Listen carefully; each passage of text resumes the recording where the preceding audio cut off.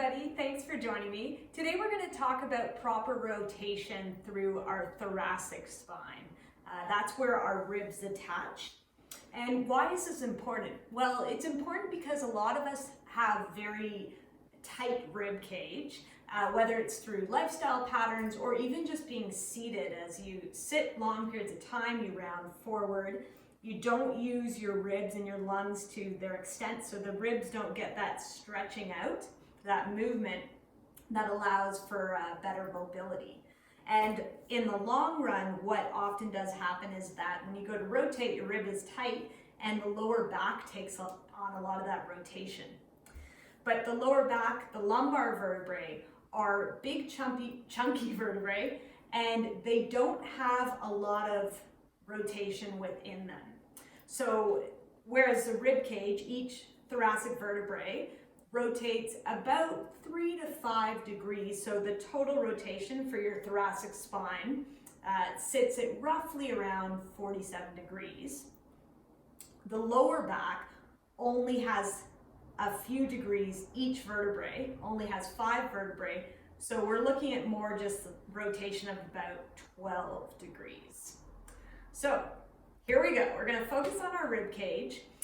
You want to think about where the rib cage starts. So we have our 12th thoracic vertebrae. You can look at it roughly, it's different for everybody, but think about a couple inches above the belly button, that spot on the back. So this is what we want to focus on when we're rotating.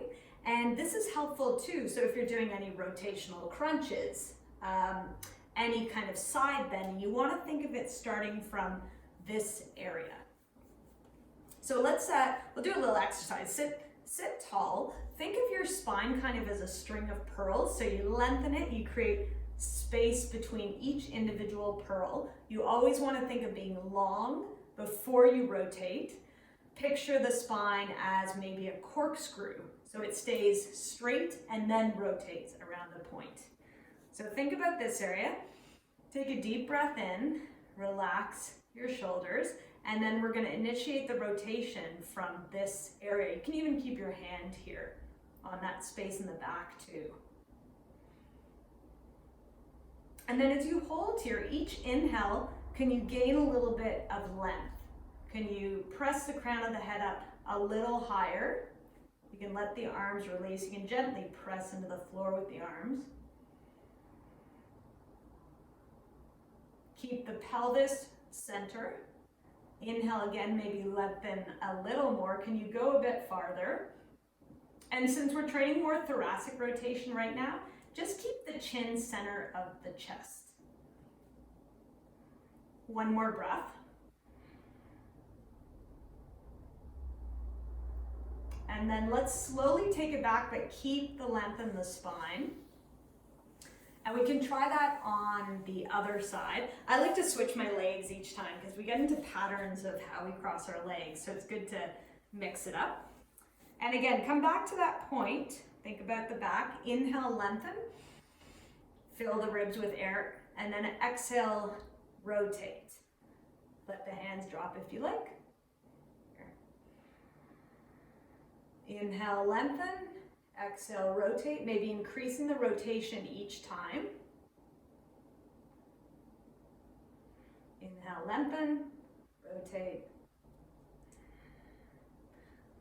So we want to feel this happening into the rib cage. We don't want to feel strain in the lumbar spine, the lower back.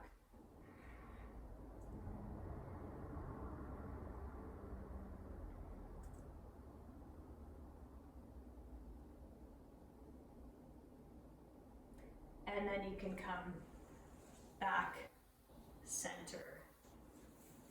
So this is a good way to kind of slowly increase that rotation through your thoracic spine so that when you go into doing exercises, you're doing them safely with the proper stability in the lumbar spine and the rotation through your thoracic.